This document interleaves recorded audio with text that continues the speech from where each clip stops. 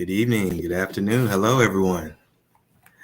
Um, my name is Raymond Williams. I am the Goodreads chapter, well, one of the Goodreads chapter administrators for the Black Men Read Book Club. And today we're going to have a discussion with Carlos Moreno, who is the author of The Victory of Greenwood, which was our August book of the month for the club. And so just to kind of start us off, for people who are watching us live, you can enter any comments and questions in your chat, and hopefully we will integrate those comments and questions into the conversation. So feel free to do that in the chat. So welcome, everybody. Welcome, Carlos. How are you? Hi, Raymond. Thanks a lot. Thanks for having me on the show. I'm super excited to be here. Cool, great. So I'm going to start off and introduce you by reading your bio which I know you know, and it's in your book. So Carlos Moreno is a graphic designer at CAP Tulsa, Oklahoma's largest anti-poverty nonprofit organization and a national leader in early childhood education. He also volunteers with Code for Tulsa, working to make local government work for the people, by the people in the 21st century. As a serial entrepreneur, writer, and community activist, he has been at the forefront of many of Tulsa's innovative ideas and civic engagement movements, including the formation of Tulsa Fab Lab, The Forge, YP Tulsa, Tulsa Now, Smart Growth Tulsa, and the Tulsi Awards. He was selected by National Urban Affairs magazine Next City as part of its 2014 Vanguard class. In 2015, he was certified by IDEO and Plus Acumen in the practice of human-centered design. Carlos earned a Bachelor's of Arts in Administrative Leadership in 2017 and a Master's of Public Administration degree with a focus on civic technology in 2020 from the University of Oklahoma. Carlos serves on the board of Urban Coders Guild, which teaches programming skills to disadvantaged youth, as well as the Open Source Software Development Education Advisory Board at Tulsa University. The advisory board for the City of Tulsa's Office of Performance Strategy and Innovation, the Gilcrease Museum Community Advisory Council, and the University of Central Oklahoma MPA Advisory Board. So give a warm welcome to our author today, Carlos Moreno. Thank you for coming today. Thanks. All right. Anything in your bio you wanted to mention that wasn't in your bio that you wanted to share with us? That's a pretty long list.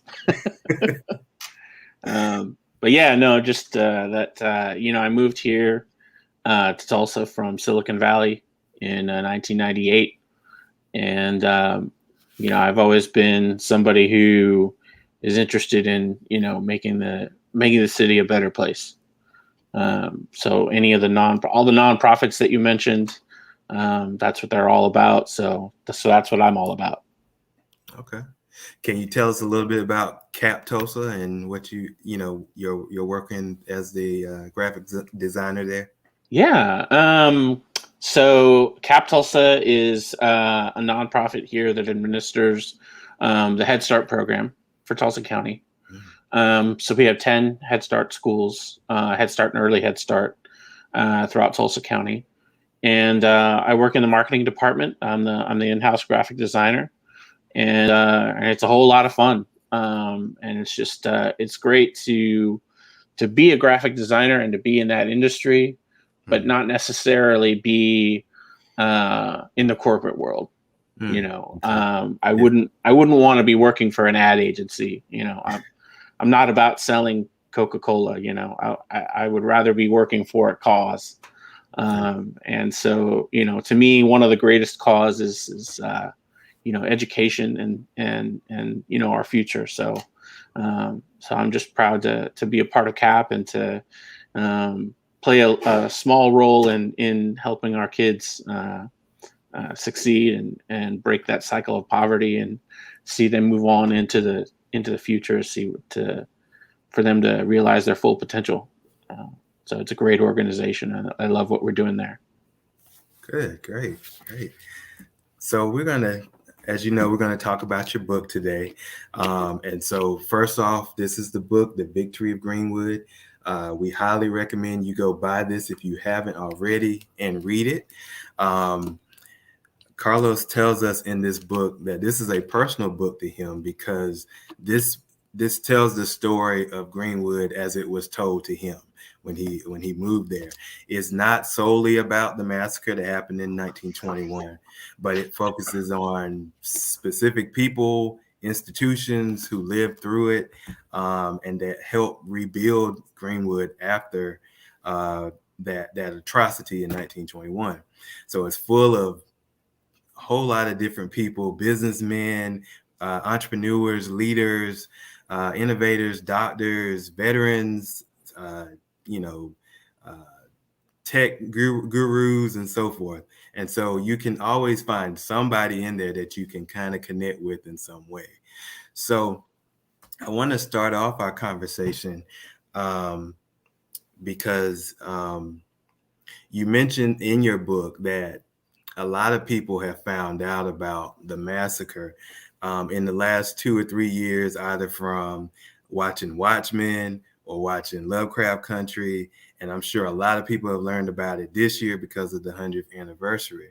But so we can sort of set the scene if there are some people out here who don't know what happened in 1921. Can you kind of give a brief overview of what happened in the massacre? Yeah, sure. So we have to start with the founding of Greenwood, obviously. So the neighborhood of Greenwood, which is a neighborhood inside of the city of Tulsa, on the north part of downtown Tulsa. It was founded in 1905. The first land purchase that we have been able to find of the neighborhood that would eventually become Greenwood. We usually attribute that to O.W. Gurley, and he's the first person that I profile in the book. But if you actually look at the land deed itself, it's in his wife's name, Emma Gurley. Okay. So technically, she is actually the founder of Greenwood. Wow. December 1905. So that's the kind of the time period that we're talking about, right? So Greenwood's founded in December of 1905, and over the next 15 years, grows to be a thriving Black community, majority Black community, I should say, because there were also Latino families who lived in Greenwood. There was a Jewish family that lived in Greenwood. Lulu Williams, who was the owner of Williams Dreamland Theater. It's the shirt I'm repping. Yeah. Her projectionist that she hired was a white man. So white people, lived and worked in Greenwood as well. But it was a majority Black community. The majority of the landowners and business owners and leaders of Greenwood were Black, and also I should say, Black and Native. Okay. Because many of the people who lived in not just in Greenwood, but in many of the all Black towns and all Black neighborhoods in Oklahoma at the time were mixed Black and Native. And Oklahoma itself was part of, before Oklahoma became a state in 1907, Indian Territory was the place where 5 tribes were moved and were displaced from their ancestral land and were relocated to Indian Territory. And so if you look at the boundaries of this place that would eventually become Greenwood, the northern part of it was owned by the Cherokee tribe, and the southern part of it was owned by the Creek tribe. And then when Oklahoma becomes a state, it obviously then the state is the governing body for Oklahoma. And so Greenwood has to kind of go through this transition from being mostly Native owned to then, now Oklahoma is a state. So now we have to abide by the laws of the state of Oklahoma. And that's where you see a lot of Jim Crow type of stuff coming in, where Black people are not allowed to ride in train cars. They're not allowed to be in the same buildings. They're not allowed to live in the same neighborhoods. There was a housing ordinance that was passed in 1916 that said that if there was a white neighborhood, then a Black family could not live there, and vice versa. So we see this structural segregation being put in place in 1916. And then, of course, the massacre happens in 1921. It was it destroyed the entire neighborhood of Greenwood except for 4 buildings, which were the 4 buildings of Booker T. Washington High School. Those were the only buildings that survived, and the basement and part of the first floor of Vernon AME Church survived. And it's still there today. You can go into Vernon AME Church today, and you can go to the back of the church and touch the walls that had been burned by the massacre. And so that was an incredible experience for me. I moved, like I said, I moved to Tulsa in '98, and the story of Greenwood and me having moved to the area and not really knowing anything about Tulsa or its history, or it just so happened that where I was working in downtown, a lot of the Greenwood business owners, they were the ones who kind of hired me and kind of took me under their wing, and kind of how I got my career started as a graphic designer, is working for all of the institutions and the nonprofits and things like that were in Greenwood at the time. And that's how I really came to learn about this place and who was there. And the families would just tell me, this is who I am. This is my family story. This is my history. So I kind of learned from all the elders that were in Greenwood at the time, the history, and just their family stories. And that's always stayed with me. And so, for 20 years, I've just been collecting books and articles and newspaper, clippings, and just everything I could get my hands on about Greenwood. And it just seemed to me that over time, these books were coming out about Greenwood, but every single book had the same cover, right? Black and white, depressing, cover of this destroyed neighborhood. And they were all written, except for Hannibal Johnson and Eddie Fay Gates. Almost all of the books were written by white men. And all they focused on was just the massacre. Right. But they didn't focus on what was the real history of the full history of this neighborhood, and everything that it went through. Because the neighborhood rebuilt after the massacre, and nobody really talks about that, or it's not talked about enough. So I kind of wanted to tell the full story. Right. Okay. So there was a good sentence in your introduction where you said you looked at all the books that had been written, and it was something about most of them focused on that 36-hour time frame of the massacre, but none 15 before and the 100 years after. I remember starring that, and I was like, that's it right there. Like, I mean, it really, and once you read the book, you realize that you do cover that whole frame of time, that bracket of time, from sometimes late 1800s into the early 21st century. So glad to see that. So can you talk a little bit about your research process of writing this book, and any challenges that you came across as you were writing the book? Yeah, well, like I said, I had kind of this big collection. I mean, you can see maybe a little bit my bookshelf behind me. Yeah, is just full of books. So that middle shelf that you see right there, those are all books about Greenwood. Wow. Okay. So I've got more than 45 books in my collection that are about Black history in Oklahoma, or Native history in Oklahoma, or that touch on Greenwood or Black communities in Oklahoma in some way. and so I had all this stuff, all these newspaper clippings and everything, and I really wasn't sure what to do with everything. I had all this stuff. It's just like, well, what am I going to do with it? I had worked on a different book called Unmasked, and it's by Ann Patton, and she's a good friend of mine and a member of my church, and she had written about the history of the KKK in Indiana.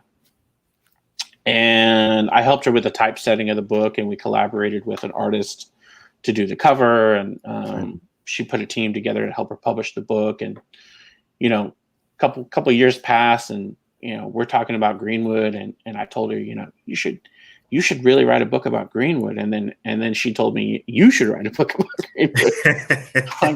I can't write a book. I'm a graphic designer. I don't know how to write a book. So she really kind of pushed me in that direction. And the name, The Victory of Greenwood, came from a conversation with a journalist. And she kind of also helped kind of push me in the right direction in terms of how do I tell these stories, and kind of the structure of it and the tone of it, so I felt like I had kind of a team put together, and Meg Sutherland, we actually created had created a business, and initially it was kind of just branding and graphic design and working for nonprofits and doing some branding and PR work. But we shifted the entire company to just work on this book, to just do this work. And so she became kind of the bookkeeper, the researcher, the accountant, just the everything that would support me while I was writing. She was kind of holding the holding down everything else that needed to be done. We had a couple of researchers on the team, Meg, herself, and Sheree Stone were the researchers on the project. We hired a graphic designer because I couldn't write and do the design at the same time. Right. So we you don't hired want to overextend yourself, right? Yeah, exactly. So we hired Mary McNett. Trey Thaxton designed this amazing cover. And when we found this photo of BC Franklin, we knew right away, he needed to be on the cover. Right. I want to talk about that a little later, but go ahead. And Trey just, he just did an excellent job at making it look exactly like the title suggested, making it look like Victory, Okay. Yeah. So it stands out from all the other books, that are on the bookshelf. Yeah, it's not dire, dark, or anything like that. It's exactly. Yeah. Okay. All right. A question popped up in the chat. Is there going to be a graphic novel of the book next? That there are several graphic novel projects across the tracks. I think you had mentioned that one in your previous in your Instagram video. There's another graphic novel called Bitter Root that's being worked on right now, and so I think that's well covered ground. We're in talks with a studio in Los Angeles to perhaps turn this into a series, because I think it's got the potential to be a series that could kind of take you through the story through the decades, which I think might be kind of an interesting idea.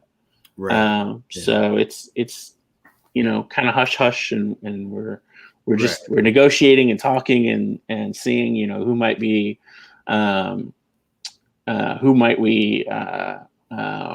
look for in terms of directing or maybe acting in it, or so we're having those conversations right now. So that might be something that we look for in the future. Cool.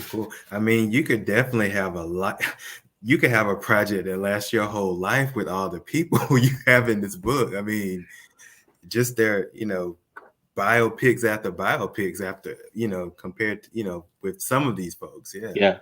So at one point I said, this is almost like the Marvel cinema, the MCU, right? It's of all the heroes, because if you look at it, like AJ Smitherman ends up, going to New York and becoming one of the most prominent journalists in the country, and then you look at people like BC Franklin is the father of John Hope Franklin. Right.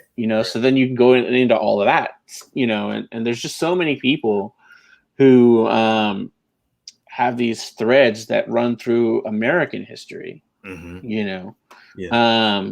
I found, and I didn't mention this in the book, I don't think, but the entire first chapter of Count Basie's memoir, his autobiography, is all about Greenwood. Oh, really? And he stayed in Greenwood in 1927. Michael Jackson had family, and I mentioned that in the chapter about Dr. AC Jackson. Right. Had that connection to Michael Jackson.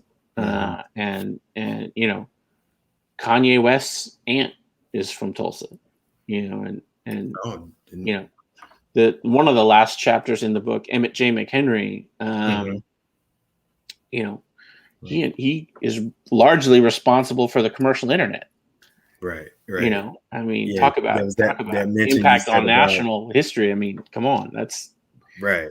You mentioned how we wouldn't have social media without. We wouldn't be having this conversation right now, right? Online, if it wasn't for him. And so that I really wanted to pull out those unsung heroes of history, right? And especially, it's fascinating to me that so many of them came from this place. Right. So since we're focusing on the figures now, who of the figures that you covered was your personal favorite to write about? That's a tough one. You can pick one or two or three if you can't. Yeah, I would. You mentioned earlier, that readers would connect, to these historical figures. And that was very intentional too. I wanted to pick entrepreneurs. I wanted to pick faith leaders. I wanted to pick Mabel Little was a hairdresser. So I wanted to pick a very diverse group of people who were in the military, people who may have done great things in the community, like Simon Barry with transportation, Right. So whatever your interests might be, there's something in the book for you, And so for me, since I'm such a big movie buff, Lula Williams was one of my absolute favorites. Okay. Just because she just had that passion for film, and film being such an early invention, in the 19-teens when she had her theater. Right. You just have to think Hollywood is brand new, and here's this new thing called the movies. And she has such a passion for it. And I probably spent way too much time researching the history of Black film. And Black film studios, and I was just astonished at how many there were in the teens and the 20s, and I'm almost asking myself, there was almost more Black film activity, in the early days of Hollywood than there is now, although now you do start to see, obviously with Tyler Perry and everything he's done, but I've been told this by several, actors and directors and studio people. It's a good time to be Black in Hollywood. I mean, that's, you're starting to see the Oscars, and you're starting to see all the films that are getting recognition, and you know, I think it's well deserved, and it's it's all their time to shine, Yeah. So she was definitely one of my very favorites. Emmett J. McHenry was probably my other absolute favorite. Is that because of your tech Yes, background? because I'm from Silicon Valley. Right. And I'm so interested in technology, and to discover that the founder of Network Solutions, which was in the 90s, the sole, the exclusive provider of domain names, was Emmett J. McHenry. And he grew up in Greenwood and graduated Booker T. And he invented the method by which you could take domain registrations and it would propagate throughout the internet. And in large part, and I talk about this in the chapter, I don't think he could have invented what he invented if he had not had that community spirit of what Greenwood was. Right. Because if it was all about just me, then you would have a very different invention that would come out of that. But because Greenwood was all about how do we do business and how do we be entrepreneurs and be successful, but lift everyone else up. Right. That was kind of baked into what he built when he built the domain name registration system.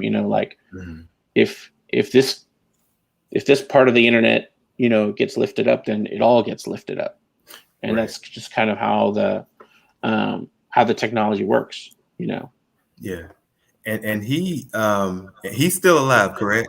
Yeah. I talked to him last year. Okay. All right.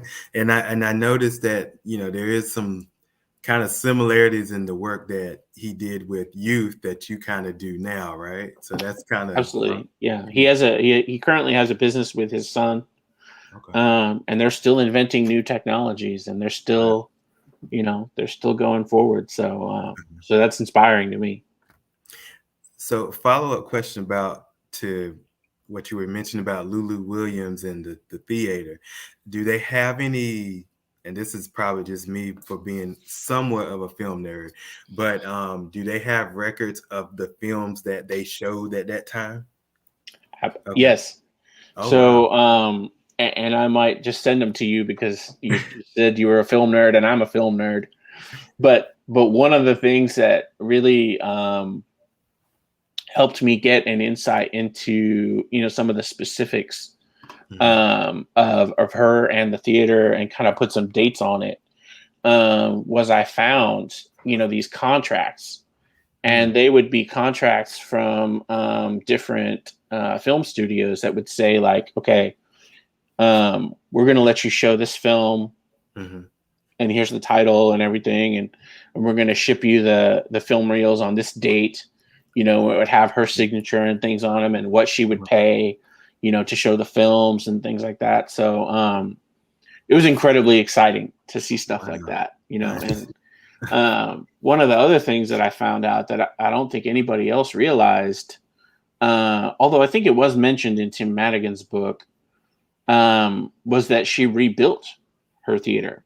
And it was one of the first buildings that came back. So there's a newspaper clipping that I found from September of 1922, and it's celebrating the reopening of Williams Dreamland Theater, and it's got a picture and everything. So she really, in a way, kind of led the charge for rebuilding Greenwood. Cool. So it was so interesting to me to see that all these women, were the kind of the pillars of the community. From Emma Gurley to Lulu Williams, and then Mabel Little. And I write about Jeannie Goodwin and how important she was.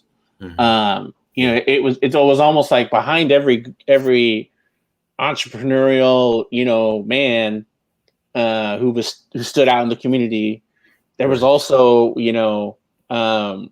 his wife. Right. And they kind of were hand in hand. So you have people like Jeannie Goodwin and Eunice Jackson and uh, Augustus Stratford, and they were just as big a leaders in their community as the men in their lives, right? Right. Cool. So who was the most challenging person to write about, or hardest figure to write about? So this is a chapter that actually didn't even make it into the book because it was so hard. Oh, wow. He's a very mythical figure in Greenwood's history, and his name is Pegleg Taylor. Pegleg Taylor. Okay. Yeah, and so the myth goes that that during during the massacre there is basically different battles that happen. Yeah. There's the fight in front of the courthouse, and I describe it in the book. Somebody's trying to wrestle a gun from Obi Man, and when they're wrestling, the gun accidentally goes off, and then everybody just starts shooting. Right.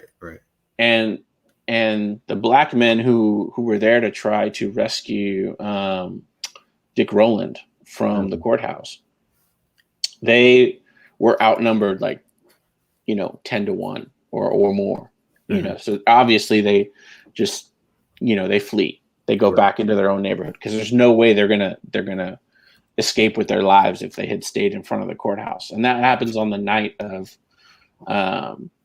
May 31st. Right. And so they flee into Greenwood, and they go and most of these men were either Spanish War veterans or World War I veterans. So they knew kind of battle tactics and how to defend.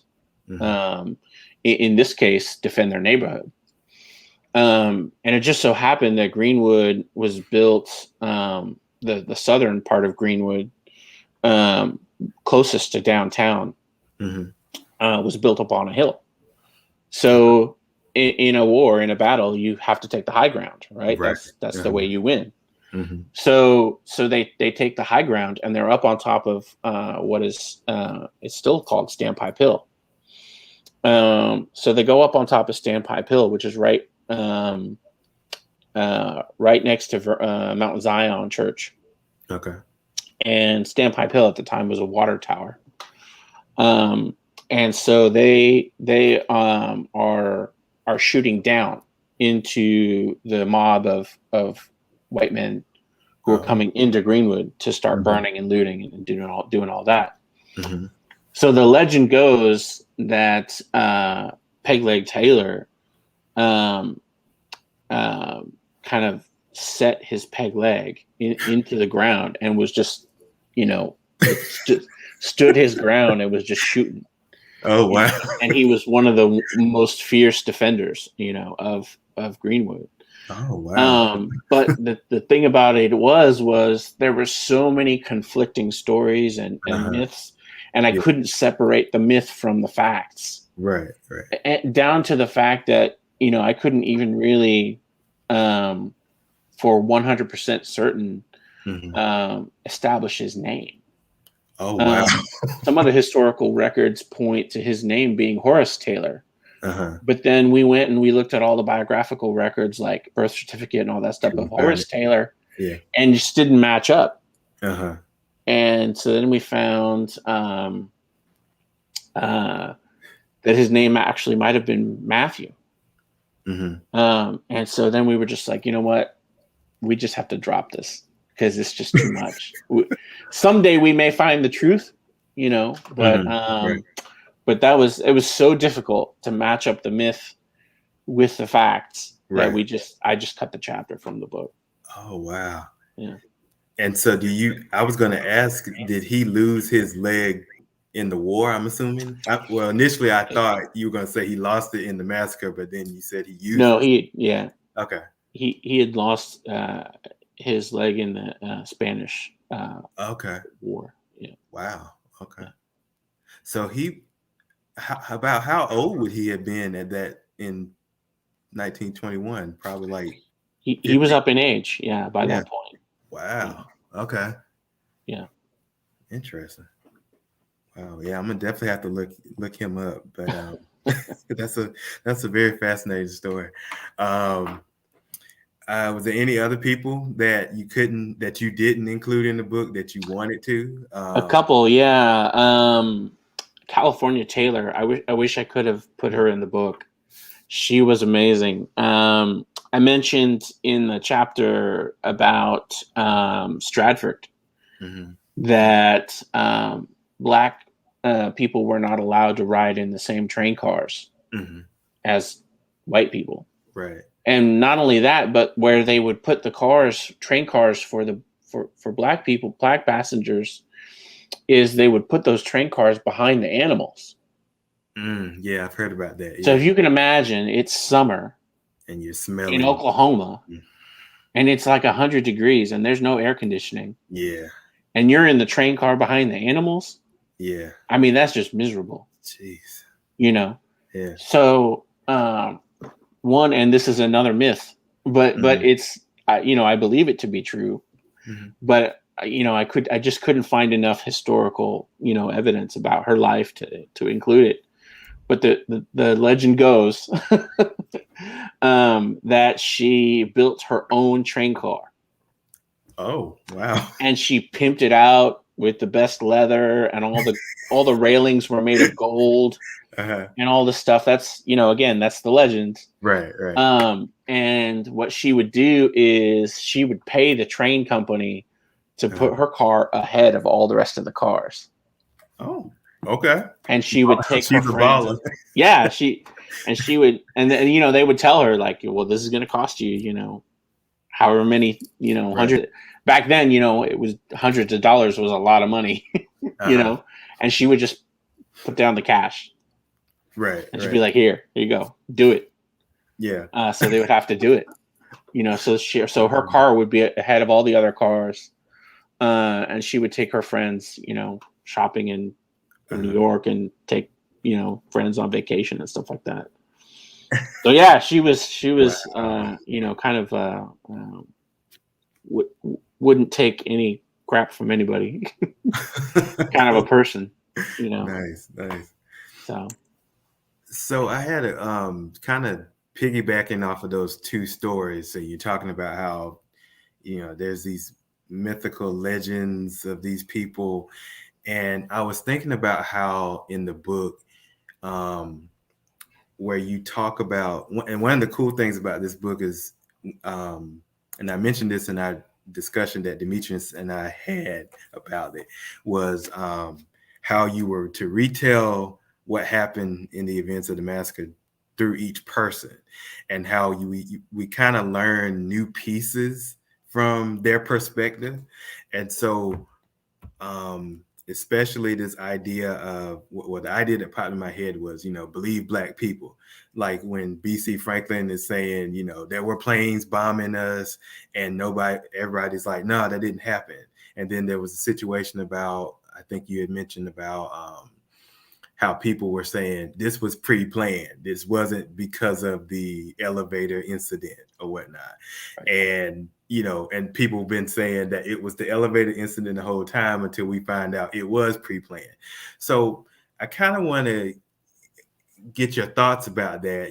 Were there any other type of examples of things where people were saying had happened at that time and that we found out later wasn't true or was true, or, were those the two big things that you kind of pinpoint? yeah, there was a lot. So like I had mentioned, a lot of these books about the 1921 massacre were Mhm. written by white men, Right. and no shade against Scott Ellsworth or Tim Madigan Mhm. or anybody, because they really put the time and energy and effort to research this event and bring it to life, Right. to bring it to light to people. um, but a lot of these authors, um, they didn't spend a whole lot of time looking at black media, Mm-hmm. Yeah. and so I wanted to basically take the opposite approach. Mm-hmm. I really didn't reference the Tulsa World and the Tulsa Tribune much. I mean, Mm-hmm. I did a little bit because you have to. It was part of the story, especially the Tulsa Tribune article. That And they was were the written. more establishment papers. Yeah. So you had the Tulsa World and the Tulsa Tribune, which were you could say the mainstream newspapers, Right. but they were run by white men, Mm-hmm. And then you had two other newspapers, the Oklahoma Sun and the Tulsa Star, Mm-hmm. that were for the black community, that Right. were owned by black men. Mm-hmm. And so most of the research that I did was trying to go into the archives of the Black Dispatch, which was in Oklahoma City, the Tulsa Star, Right. the Chicago Defender, all these different black publications, and see, well, what were they writing about? Right. What were they saying about the massacre? What was the NAACP at the time? So what were they writing about it, the massacre? And not just in the immediate aftermath, but months and maybe even years afterwards. What were they saying about it? There was one article that I found from October of 1921. And it mentioned an attorney named Elijah Scott. And he was from Topeka, Kansas. Okay. And he had extracted confessions from the Tulsa Police Department, where the Tulsa police said, yes, this was planned. We participated. Right. And, it was a coordinated effort. We coordinated this with the National Guard, and with the mayor and all these different people who, right. who destroyed Greenwood, And so, like you said, believe black people. Like this, black newspaper with a black attorney investigating this, and he extracts the confessions from the police department that says, yes, we were a part of this. But even today, the police department won't acknowledge that. Wow. But it was in print. Yeah. Yeah. I mean, it was in the newspaper, right? First, primary evidence right there. Yeah. Exactly. And so the article talks about this report that Elijah Scott wrote, and I really want to find it. I'm planning to go to Topeka to see if I can uncover this report, because nobody's ever seen it. Right. But even if you look at his court case files, which we have some of, and we found BC Franklin's court case files, again, it's like, believe these men, because these were the attorneys who were defending the families and the businesses of Greenwood, And so if you read these court case files, that's where you're going to find all of this information about in BC Franklin's court case files. He names the names, Tate Brady, Police Chief John Gustafson, Harry Sinclair. He names everybody who planned the massacre and executed it. Wow. While we're on BC Franklin, I want to talk a little bit about this cover and this picture. Yes. And so talk a little bit about the design, where you found the picture. And, I mentioned this before, but when I first saw the cover, I didn't think it was a real picture. I thought it was a man that was reenacting, this look. It looked very modern, and not the clothes, but the clarity of the picture looked very modern. So tell us a little bit about that. Come on BC Franklin if you like. So BC Franklin is, of course, the father of John Hope Franklin, and he himself wrote an autobiography. And so I learned a lot about Oklahoma history just from reading. I'm trying to remember. Oh, the name of his autobiography is My Life and an Era. Okay. And it's just such a fascinating book, because you get this picture of Black excellence at a time and place before Oklahoma becomes a state. Mm-hmm. Yeah. And how prominent Black communities were in Indian Territory, and how much power they had. Yeah. And so when I was looking for photos of him for the book, I ran across this negative from the Tennessee State Library. And they actually had the original negative plate of the photograph. So that's why it's so clear. Okay. Wow. Is because they took this negative plate and they were able to scan it at a high resolution. Oh, okay. If you remember cameras back in those days, the viewfinder for the camera is like this big. Yeah. It's enormous. Yeah. So the plate is like, a good 6x8. It's big. Even if you had a film camera, the film would only be this big, or if you had, a later picture, the film would be so small, if you tried to blow it up, you couldn't do it. But they actually had the original negative plate for this photograph. And so they were able to scan it in high resolution. Okay. And that's why it just looks so crisp and clear. Okay. Like it was taken last year, know? And to me, I mean, when I look at that photo, it represents everything about Greenwood. Yeah. Just how, Sure. he's just like, just the expression on his face and the way he's dressed is just like, I want that suit. I wish I had that nice of a suit. Yeah. And just his writing. The hat too. Yeah, and the hat, and he's got his writing gloves in his hand. Yeah. And he just, with his glasses, he just looks so educated and intelligent, which of course he was. Right. He was an attorney, and had a job with the postal office. And he was well educated and had multiple kind of, a lot of Black entrepreneurs today, they have side hustles. He had like 3 or 4 side hustles. Yeah. And so again, he just sort of kind of exemplified all of the Black excellence, and so, as soon as I saw that picture, I'm like, man, that's gotta be my cover. He's gotta be on the cover. Yeah. I'm glad you picked this, because it does catch the eye. It really does. So I'm glad y'all picked that one. For those in the chat, if you have a question for Carlos, please put it in there and we'll try to answer them if you have any.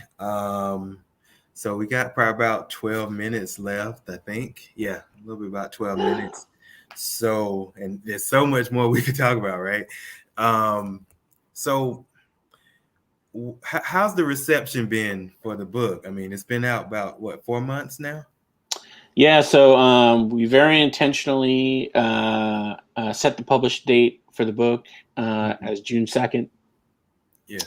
Because we wanted it to be the day after the massacre occurred. Right. And celebrate the rebuilding, the beginning of the rebuilding of Greenwood. So yeah, it's been out almost 3 months now. It's been a wild ride. We have been contacted by the Smithsonian a couple of times to kind of help them with some information for their archives. I helped curate one of the issues for National Geographic. Oh, cool. I was I was interviewed for a documentary for the History Channel that's now streaming on Hulu. Oh, okay. It's called Tulsa Burning. And it's up for 3 Emmys. Nice. So I'm going to be watching the Emmys this weekend to see if the documentary wins any Emmys, because that'd just be great. So yeah, so if you have Hulu, check out Tulsa Burning. That documentary really focuses more on the massacre itself, but it does talk about the rebuilding and kind of ties it also into what's happening in Greenwood today. So you kind of get that modern context as well. And the film was directed by Stanley Nelson, who worked with Spike Lee on a number of films, and he's done obviously some of his own great films as well. Right.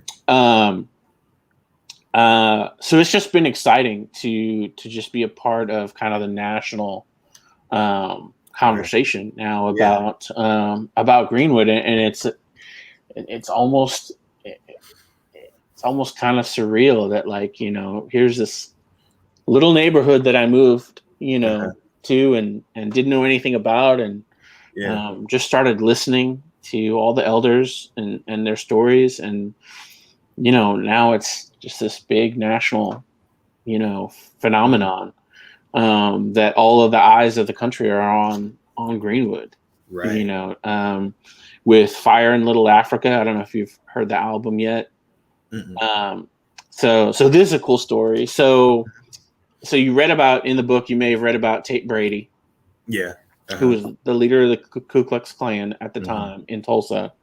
And he was one of the people who planned the massacre, and he was one of the business people who what he really wanted to do was steal Greenwood's land.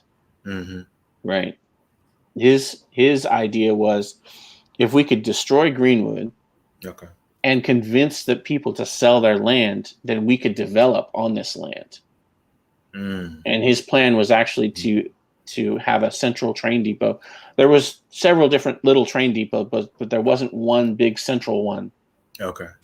For the downtown area. So his idea was to take all of Greenwood, the business district of it, move the black community further to the north.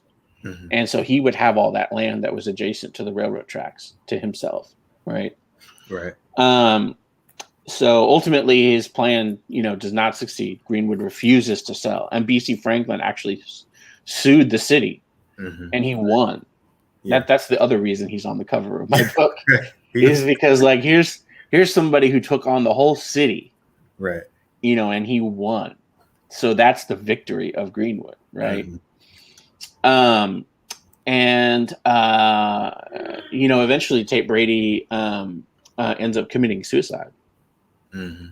His mansion still exists today. It was bought by a former NFL Dallas Cowboys, Felix Jones, former NFL player. And he actually turned it's not called Brady Mansion anymore. It's called Skyline Mansion. And it's now an artist collective for Black artists and musicians. Oh wow, that's an interesting turn of events. Yes. Wow. So it's super awesome what Felix Jones is doing with that space, and he gave space to musicians who created an album called Fire in Little Africa, and it's out on Motown Records. And there's some great artists on there. Steph Simon is a really great hip hop artist here locally, and it's just got a lot of other great, you know, talent from this area. And just the fact that Motown Records, you know, picked them up is just amazing. You know, so we're, you know, even today we're taking these. You know, taking these things that were used to oppress Greenwood, and Greenwood is flipping them and making them, you know, success stories. So it's just a really great place. To just watch what's going on. In Greenwood right now. Yeah, it kind of makes you think of, like, you know, the tearing down of the Confederate statues and then putting up, you know, Reconstruction, Black leaders, or people like that in its place. That kind of reminds me of what you just that story you just said. Cool. So I have a question. I'm going to tie it into somebody's comment. So Okay, yeah. where do you see and what are your hopes for Tulsa and Greenwood, let's say 100 years from now? And someone mentioned about reparations. If you want to tie that to your answer, you can. Do you see reparations ever coming, or what do you think? What's your thoughts about that? Yeah, that's a big conversation right now, and I think the biggest conversation is what is reparations? Like, what are we repairing? You got to talk about that first. Mm-hmm. Even speaking about the massacre as this sort of event of mob violence, right, kind of misses the point. Mm-hmm. Because this was a planned, organized attempt to steal Greenwood's land. Right. Right. Mm-hmm. And Greenwood rebuilds. Mm-hmm. But then you have two highways that come through. And, in my view, if you take the kind of the long view of history, these highways that come through really complete the job that Tate Brady and his, business associates couldn't do, right? What he couldn't do, the city ended up doing by building these highways right through the Black neighborhood, and causing permanent damage, right? Because now what's left of Greenwood, they can't expand because they don't own the land. The city owns the land. The university owns the land. Forbes, and you might look this up on, Google, but Forbes came up with an actual number that I agree with for reparations. Oh, really? And that's $45 billion. Wow. Uh-huh. And I'm like, okay, now you're talking. because you got to think, it wasn't just 1921. Right. It was redlining. It was housing segregation. It was racism. It was all of that compounded. Building of the highways. Exactly. Yeah. The building of the university right in the middle of Greenwood.